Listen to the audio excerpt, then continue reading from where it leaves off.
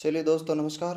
आज हम शुरू करते हैं एक नया टॉपिक, शारीरिक शिक्षा का नया टॉपिक जिसमें है यथार्थवाद। आज हम यथार्थवाद के बारे में पढ़ते हैं कि यथार्थवाद दर्शन जो है उसके बारे में किस प्रकार के इन्होंने बताया। अरस्तु ने एक प्रसिद्ध वाक्य बोला था। सबसे पहले हम आज पढ़ते हैं कि अरस्तु इसका यथार्थवाद दर्शन के प्रतिपादक हैं और इन्होंने एक प्रसिद्ध वाक्य दिया जो बहुत प्रसिद्ध है। स्वस्थ शरीर में ही स्वस्थ मस्तिष्क निवास करता है। ये शारीरिक शिक्षा का एक महत्वपूर्ण वाक्य है तथा यह अरस्तु ने दिया था और ये अरस्तु ने दिया था, यह यथार्थवाद के अंतर्गत ही दिया था। यथार्थवाद के अंतर्गत ही स्वस्थ शरीर में स्वस्थ मस्तिष्क निवास करता है, ये वाक्य दिया जो ज़्यादातर एग्जामों में ये वाक्य आता रहता है और ये इम्पोर्टेंट है। इस वाक्य को यथार्थवाद के अंतर्गत ही दिया था। इस वाक्य को यथार्थवाद के अंतर्गत ही दिया था। रूसो ने भी यथार्थवाद के बारे में विचार दिए। अब अरस्तु के बाद में रूसो ने भी अपने विचार यथार्थवाद के बारे में अपने विचार दिए हैं। यथार्थवाद के अनुसार जो हमारे सामने जो यथार्थवाद है क्या, यथार्थवाद है क्या उसके बारे में हम देखते हैं कि मुख्य रूप से यथार्थवाद क्या है। इसके लिए यह इम्पोर्टेंट लाइन है कि यथार्थवाद के अनुसार क्या होता है, जो हमारे सामने है वही शाश्वत क्या है, सत्य है। जो हमारे सामने है वही शाश्वत सत्य है। यथार्थवाद के अंतर्गत अरस्तु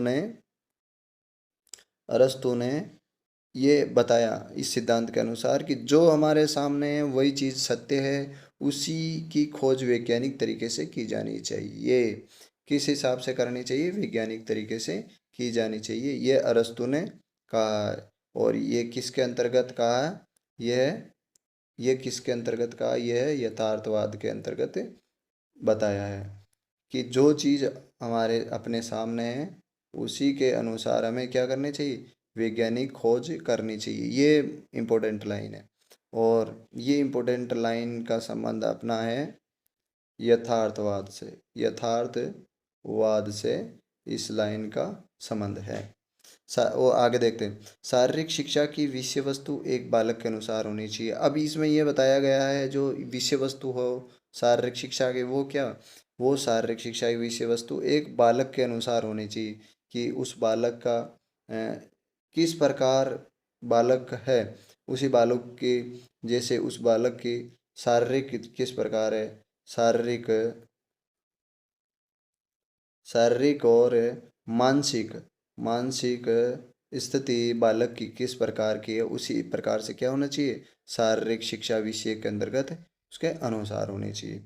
अब हम पढ़ते हैं कि शारीरिक शिक्षा के जो समर्थक हैं, शारीरिक शिक्षा में यथार्थवाद जो दर्शन है उसके समर्थक कौन कौन से वैज्ञानिक तथा मनोवैज्ञानिक है, जिनमें कि प्रसिद्ध कांट, विलियम जेम्स जैसे प्रसिद्ध वैज्ञानिकों ने इसके समर्थक रहे हैं। पहला इसका जो प्रतिपादक है वो अरस्तु हो ही गए, उसके बाद में रूसो ने भी इसका समर्थन किया था, अपने विचार दिए और उसके बाद में बहुत सारे डेकार्टे हुए, डेकार्टे, ये विलियम जेम्स है, इस तरह बहुत सारे वैज्ञानिकों ने इसके बारे में बताया। अब ये अगला कि ये आदर्शवाद का विरोधी दर्शन भी है। आदर्शवाद का ये विरोधी दर्शन है। प्लेटो ने जब आदर्शवाद जो दर्शन है वो किसने दिया, वो प्लेटो ने दिया। ये आदर्शवाद दर्शन किसने दिया, प्लेटो ने की दिया है। और इस प्लेटो के दर्शन का ये विरोधी दर्शन है जो अरस्तु ने दिया। अरस्तु ने दिया यथार्थवाद और आदर्शवाद आदर्शवाद ये दिया है प्लेटो ने। प्लेटो ने आदर्शवाद दिया है। यथार्थवाद दिया अरस्तु ने और आदर्शवाद दिया है प्लेटो ने। प्लेटो ने आदर्शवाद दिया है। और इसी दर्शन के अनुसार कोई व्यक्ति किस प्रकार, इसमें बताया गया है कि अगर किसी छात्र को बुद्धिमान हो तो उसके लिए उसके अंदर क्या क्या गुण होना चाहिए, किस प्रकार के उसके अंदर गुण होना चाहिए। तो वो जो विद्यार्थी है वो कैसा होना चाहिए, वो आज्ञाकारी होना चाहिए।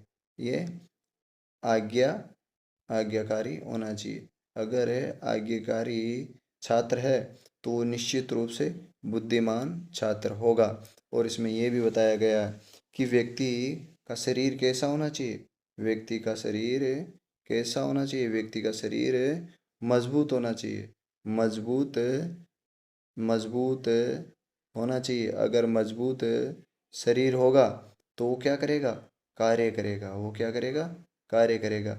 लेकिन अगर कमज़ोर अगर होगा तो कमज़ोर क्या करेगा, कमज़ोर सिर्फ आज्ञा देगा। और क्या करेगा, सिर्फ आज्ञा देगा। इस अनुसार यथार्थवाद के अनुसार इस प्रकार यथार्थवाद के अनुसार यथार्थवाद का मानना है कि जो संसार के अंदर संसार में जो भौतिक वस्तु है, भौतिक वस्तु है, और जो हमारे हमारे अपने सामने है, उसी को उसी को सत्य मानकर उसको ऊपर क्या करनी चाहिए, उसकी खोज करनी चाहिए। खोज किस प्रकार की, खोज करनी चाहिए। और खोज किस प्रकार की हो, खोज किस प्रकार की हो, वास्तविक हो, वास्तविक हो।